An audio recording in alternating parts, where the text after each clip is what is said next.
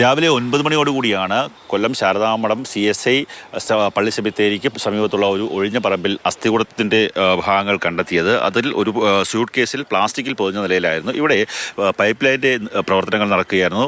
Pipe line ഇടുന്ന നടപടികൾ പുരോഗമിക്കുകയായിരുന്നു. അതിൻ്റെ ഭാഗമായി ഇവിടെ പരിശോധനയ്ക്കായി എത്തിയ സമയത്താണ് ഇത്തരത്തിലുള്ള ഒരു ഭാഗം ഈ പള്ളിയിലെ കപ്പിയാർ കാണുന്നത്. ഇപ്പോൾ 2 ദിവസം കൊണ്ട് വെള്ളമില്ല. ഇപ്പോൾ രാവിലെ ഒരു 7 മണിയായപ്പോൾ ഒന്ന് പരിശോധിക്കാൻ ഇറങ്ങി, എവിടെ പൊട്ടലുണ്ടെന്ന് അറിയാൻ വേണ്ടി കുറച്ച് പരിശോധിച്ചെങ്കിൽ 2 വർഷം അങ്ങനെ നടന്നപ്പോഴാണ് ഇങ്ങനെ ശ്രദ്ധപ്പെട്ടത്. അപ്പോൾ അതെന്താണെന്ന് സംശയം ഇങ്ങനെ നോക്കിയപ്പോഴേ ഏതോ അതിനകത്ത് കണ്ട് എന്തുവാന്ന് നമുക്ക് അന്നേരം അറിയത്തില്ല ഏതാണ്.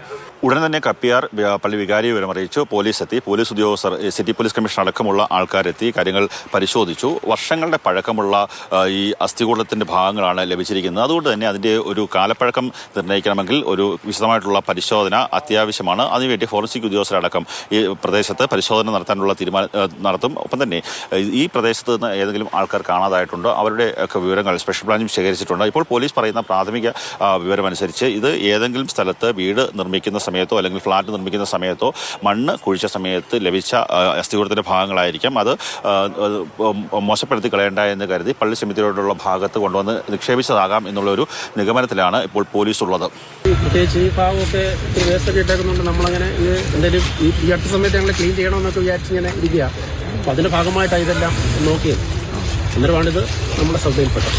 കൊല്ലം സിറ്റി പോലീസ് കമ്മീഷണറുടെയും കൊല്ലം ACPയുടെ നേതൃത്വത്തിൽ വിശദമായിട്ടുള്ള ഒരു അന്വേഷണം ആരംഭിച്ചിട്ടുണ്ട്. ഒപ്പം തന്നെ സ്പെഷ്യൽ ബ്രാഞ്ചിൻ്റെ ഉദ്യോഗസ്ഥർ, സ്റ്റേറ്റ് സ്പെഷ്യൽ ബ്രാഞ്ചിൻ്റെ ACP അടക്കമുള്ള ആൾക്കാർ ഇവിടെ എത്തി പരിശോധന നടത്തിയിരുന്നു. ചെറിയ സൂട്ട്കേസാണ്,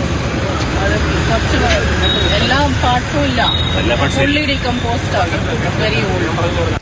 രാത്രി പകൽ വ്യത്യാസമില്ലാതെ എപ്പോഴും വാഹനങ്ങൾ കടന്നു പോകുന്ന റോഡിൻ്റെ സമീപത്താണ് ഇത്തരത്തിലുള്ള ഒരു അസ്ഥികൂടത്തിൻ്റെ ഭാഗങ്ങൾ കണ്ടെത്തിയത്. അതുകൊണ്ട് തന്നെ ഒരു കൊലപാതകം നടത്തിയ ശേഷം കൊണ്ടിട്ടാകാം എന്നുള്ളൊരു സംശയമൊന്നും പോലീസിനില്ല.